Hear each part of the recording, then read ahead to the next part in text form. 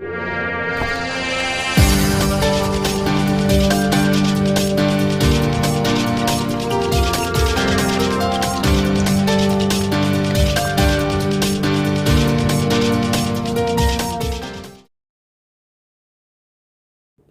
Reddy Mittapalli YouTube ఛానల్కి స్వాగతం.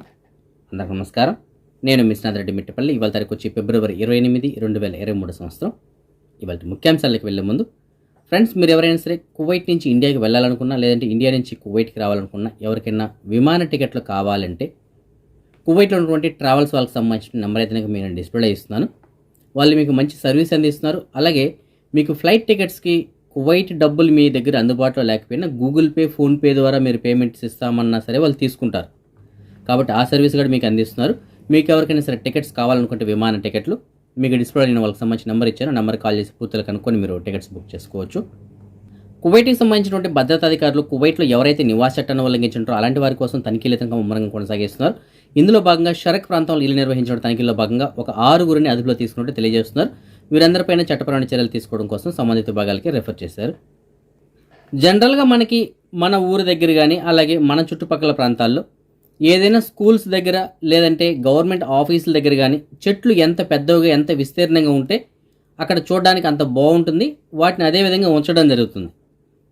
అయితే కువైట్లో దానికి విరుద్ధంగా కువైట్కి సంబంధించినటువంటి ఎంఓఏ అంటే మినిస్ట్రీ ఆఫ్ ఎడ్యుకేషన్ వాళ్ళు కువైట్కి సంబంధించినటువంటి ఈపీఏ అంటే ఎన్విరాన్మెంటల్ పబ్లిక్ అథారిటీ వాళ్ళు ఎవరైతే ఉన్నారో వారిని ఒక కోరారు. ఏమంటే సుమారుగా 120 ఎడ్యుకేషనల్ ఇన్స్టిట్యూషన్ దగ్గర, అవి కూడా కిండర్ గార్టెన్స్ మరియు మామూలు స్కూల్స్ ఏవైతే ఉన్నాయో ఇలాంటి చోట్ల కొన్ని చెట్లను తొలగించాలని చెప్పేసి వీళ్ళు రిక్వెస్ట్ అయితే కోరారంట. ఎందుకంటే వీళ్ళు డైరెక్ట్గా తొలగించకూడదు, కంపల్సరీగా వీళ్ళు ఎన్విరాన్మెంటల్ పబ్లిక్ అథారిటీ వాళ్ళు ఎవరైతే ఉంటారో వారి ద్వారా పర్మిషన్ తీసుకుని తొలగించాల్సి ఉంటుంది. సో వారికైతే వీళ్ళు రిక్వెస్ట్ లెటర్ పెట్టారంట. ఎందుకు ఇక్కడ ఉన్నటువంటి కొన్ని ఈ 120 స్కూల్స్ దగ్గర కొన్ని చెట్లు బాగా పెద్దవి అయిపోయాయంట, బాగా ఎత్తుగా పొడవుగా పెరిగాయి, అలాగే చాలా లావు అయినాయి, కొమ్మలు కూడా బాగా పెద్ద పెద్ద కొమ్మలన్నీ విడిగిపోయినాయి, అలాగే కింద వేర్లు కూడా చాలా దూరంగా వెళ్ళడంతో కింద ఉన్న డ్రైనేజ్ వ్యవస్థ అయితే ఉందో అది దెబ్బతినడానికి అవకాశం ఉంది. అలాగే లైటింగ్ వ్యవస్థ కూడా, అలాగే కరెంట్కి అక్కడ ఉన్నటువంటి ట్రాన్స్ఫార్మర్స్ ఏవైతే ఉంటాయో ఇలాంటి వాటికి కూడా డ్యామేజ్ అవ్వడానికి అవకాశం ఉంది. అలాగే ఈ చెట్ల నుండి వచ్చేటువంటి ఆకులు ఏవైతే ఉంటాయో వాటి కారణంగా అగ్ని ప్రమాదం కూడా జరగడానికి అవకాశం ఉంటుందని చెప్పేసి ఇలా చాలా రీజన్స్ అయితే చెప్తే వీళ్ళు వారిని ఒక రిక్వెస్ట్ అయితే కోరారు, ఆ చెట్లను తొలగించాలి అని చెప్పేసి. చూడండి మరి ఎంత విడ్డూరంగా ఉందో. ఎవరైనా చెట్లను పెంచుకోవడానికి ఇష్టపడతారు, కానీ ఇక్కడ ఏంటంటే చెట్లు ఉంటే ఈ విధంగా తొలగించండి అని చెప్పేసి వీళ్ళు కోరుతున్నారంట. మరి ఇక్కడ చట్టాలు, ఇక్కడ ఉన్నటువంటి వాతావరణ పరిస్థితులు వీటికి అనుగుణంగా వాళ్ళు అయితే కోరడం జరిగింది. సో వాళ్ళు తీసుకుంటున్న నిర్ణయం వారి యొక్క చట్టాలు, వారి యొక్క గవర్నమెంట్ రూల్ ప్రకారం వాళ్ళకి అది అనుకూలంగా ఉండొచ్చు. సో దాన్ని మనం తప్పుపడడానికి అయితే లేదు. కానీ మనం పోల్చుకున్నట్టయితే మన యొక్క వాతావరణం, మన పరిస్థితులకి అక్కడ మనకున్నటువంటి రూల్స్ ప్రకారం వీళ్ళు చేస్తున్న దానికి ఎంత విడ్డూరంగా ఉందో ఒకసారి ఆలోచించుకోండి. కువైట్లో గూగుల్ వ్యాలెట్ అంటే గూగుల్ పే అందుబాటులోకి వచ్చింది. ఇది నిన్న రాత్రి నుంచే అందుబాటులోకి రావడం జరిగింది. అయితే ఇది శాంసంగ్ ఫోన్లో అయితే కనుక ప్రస్తుతానికి పనిచేయట్లేదు. ఆండ్రాయిడ్ ఓఎస్ కలిగినటువంటి మిగతా ఫోన్లు ఏవైతే ఉంటాయో వాటన్నిటిలోనే పనిచేస్తుంది. ఎందుకంటే శాంసంగ్ ఫోన్లో ఆల్రెడీ కొన్ని సంవత్సరాల నుంచి శాంసంగ్ పే, శాంసంగ్ వ్యాలెట్ అని చెప్పేసి ఒక అప్లికేషన్ అయితే అందుబాటులో ఉంది. సో దాని అయితే యూజ్ చేస్తున్నారు. ఇక యాపిల్ ఫోన్లో అయితే ఆల్రెడీ యాపిల్ పే సర్వీస్ అయితే లాస్ట్ ఇయర్ ఎండింగ్లో అందుబాటులోకి రావడం జరిగింది. సో యాపిల్ పే ఆల్రెడీ అందుబాటులో ఉంది. శాంసంగ్ ఫోన్లో శాంసంగ్ వ్యాలెట్ అందుబాటులో ఉంది. ఇప్పుడు గూగుల్ పే అంటే గూగుల్ వ్యాలెట్ అనేటువంటిది ఏదైతే ఉందో అది శాంసంగ్ కాకుండా మిగతా అన్ని ఆండ్రాయిడ్ ఫోన్లు అయితే కనుక ప్రస్తుతానికి అందుబాటులోకి వచ్చినట్టు వాళ్ళు తెలియజేస్తున్నారు. కాబట్టి దీని యొక్క ఉపయోగం ఏంటంటే కాంటాక్ట్లెస్ పేమెంట్స్ అనేటువంటి చేసుకోవడానికి అంతే.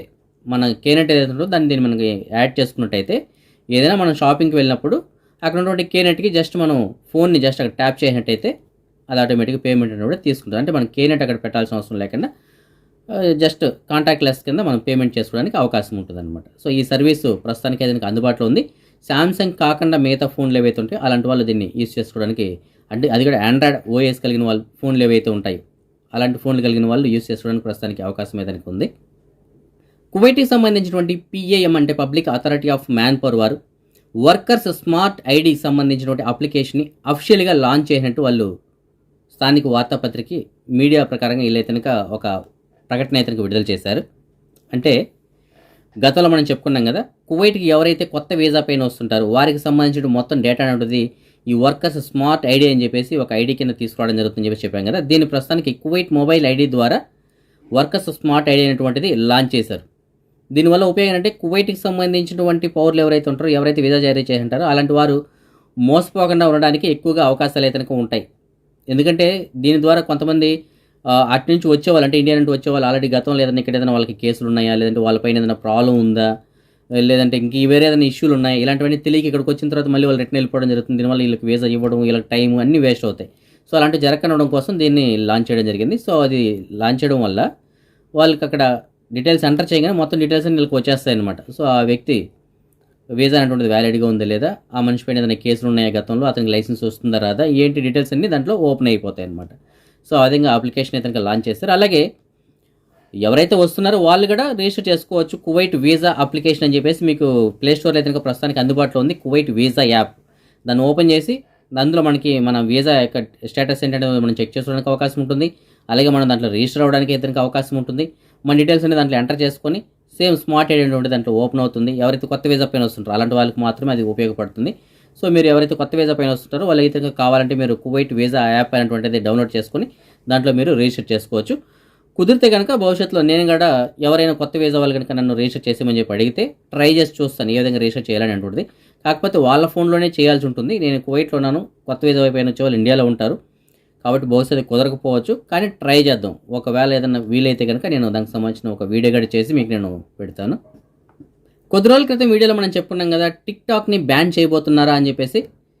ఎందుకంటే దీనిపైన కొన్ని ఆరోపణలు అయితే వచ్చాయి. సో అలాగే ఈ సెక్యూరిటీ రీజన్స్ కారణంగా దీనిపైన ప్రస్తుతానికి కొన్ని చర్యలు అయితే తీసుకోబోతున్నారని చెప్పేసి మనం చెప్పుకోవడం జరిగింది. అయితే అమెరికా ప్రభుత్వం ప్రస్తుతానికి ఆల్రెడీ దీనిపైన చర్యలు తీసుకోవడానికి స్టార్ట్ అయింది. ఈ ఫెడరల్ స్టాఫ్ ఎవరైతే ఉంటారో, అంటే గవర్నమెంట్ ఏజెన్సీలకు సంబంధించిన స్టాఫ్ ఎవరైతే ఉంటారో వాళ్ళందరికీ హెచ్చరికలు అయితే జారీ చేస్తారు. గవర్నమెంట్ జారీ చేసినటువంటి ఫోన్లు ఏవైతే ఉంటాయో, అంటే గవర్నమెంట్కి సంబంధించినటువంటి టెలిఫోన్లు ఏవైతే ఉంటాయో అలాంటి ఫోన్లలో 30 రోజుల్లోపు ఈ టిక్టాక్ అప్లికేషన్ అనేటువంటిది పూర్తిగా డిలీట్ చేయాలని చెప్పేసి వాళ్ళు ఆదేశాలు అయితే జారీ చేశారంట.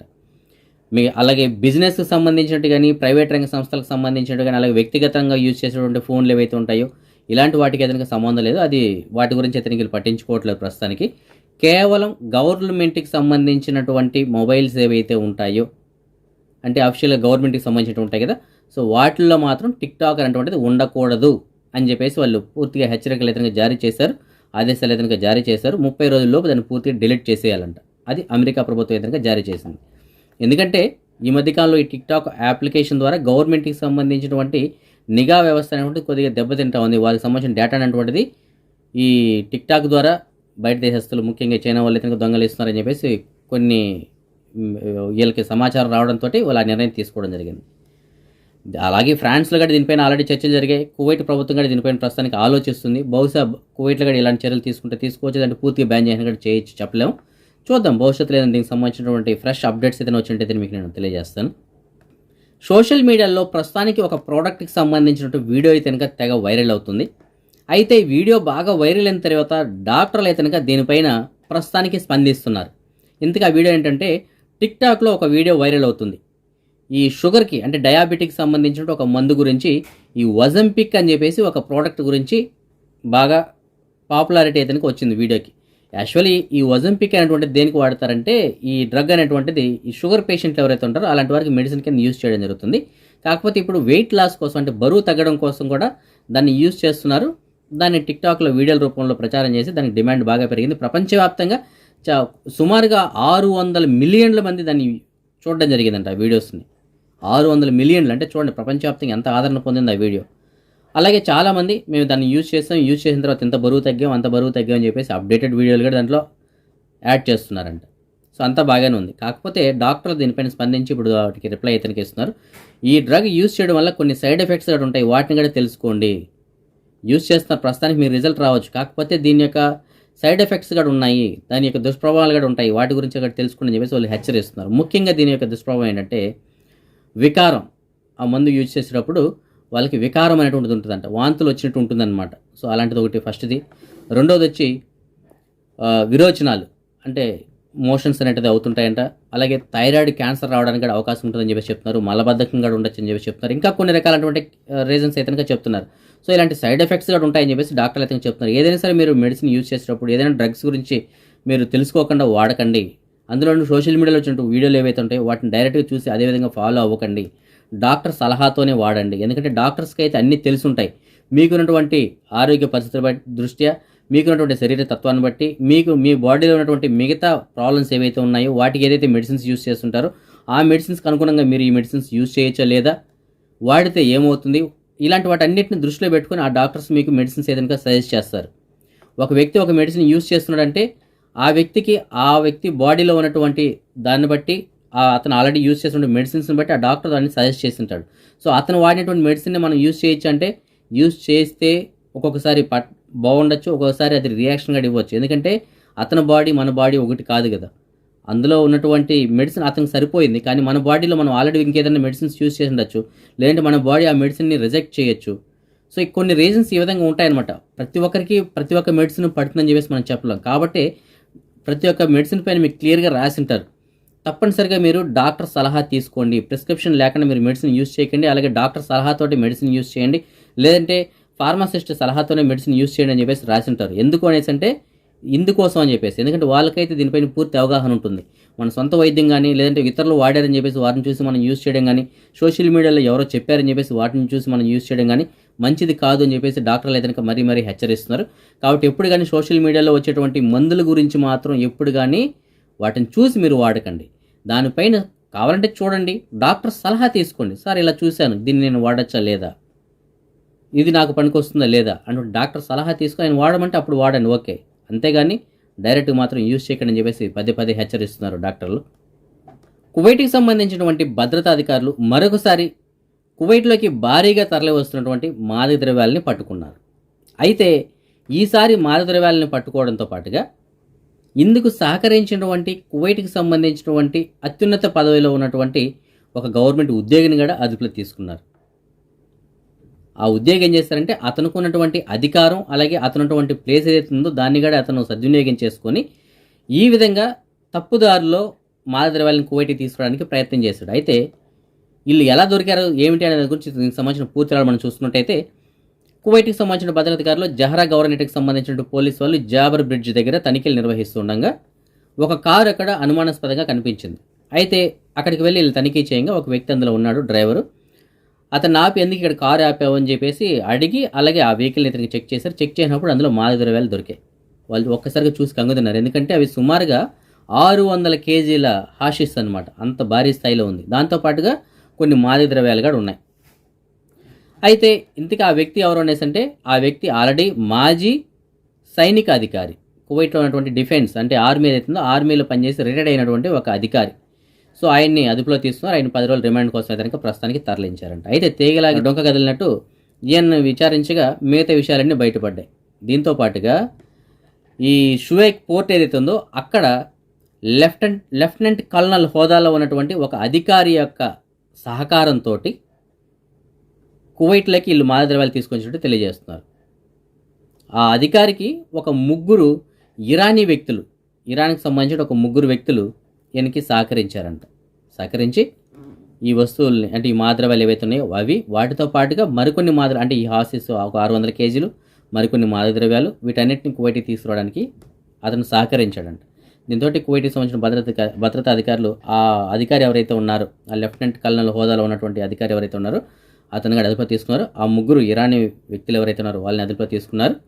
అలాగే ఆల్రెడీ ఒక వ్యక్తిని అయితే ఇక్కడ రిటైర్డ్ ఆర్మీ వ్యక్తి ఉన్నారు, అతను అదుపులో తీసుకున్నారు. సో మొత్తం మీద 5 ఈ 5గురిని అదుపులో తీసుకున్నారు. వారిపైన చట్టపరమైన చర్యలు తీసుకోవడం కోసం సంబంధిత విభాగాలు రిఫర్ చేశారు.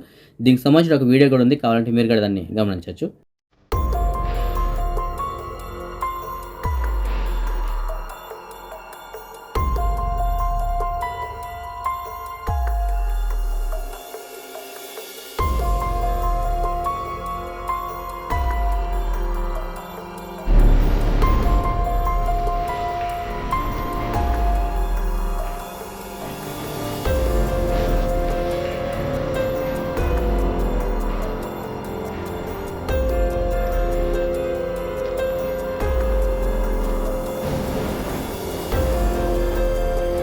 هذا العمل الدؤوب المتواصل لحماية مجتمعكم وأهلكم بعد الله سبحانه وتعالى. نفتخر برجال عطائهم لا محدود في سبيل حماية أهلهم ومجتمعهم من هذه السموم والمخدرات. هذه حرب على الدولة بعد الله سبحانه وتعالى، ثم أنتم ما راح نسمح لهم. لو يكلفنا حياتنا ما راح نسمح لهم. وإحنا نفتخر فيكم بأدائكم، قياداتكم، القطاعات الداخلية، مباحث، حفر السواحل، القطاعات الأخرى اللي خارج وزارة الداخلية، الجمارك وغيره. بارك الله فيكم، والله يكثر من أمثالكم، والله يحفظكم من كل شر وسدد خطاكم. وأبيكم وصية: لا تفترون في هذا العمل. أسأل الله العظيم رب العرش العظيم أن يحفظكم ويحفظ أهل الكويت، رجالها ونسائها، شبابها وبناتها، كبارها وصغارها، من كل سوء ومن كل ضرر ومن كل شر. هذول أهلنا، وهذول أمانة بعناقنا وبرقابنا وبين عيوننا. ما راح نسمح لا لهالتجار ولا من يتعامل معاهم ولا كائن من كان، ولا أحد عندي فوق القانون. ماكو أحد فوق القانون، الكل راح ياخذ جزاء بإذن الله. بارك الله فيكم، الله كثر من أمثالكم.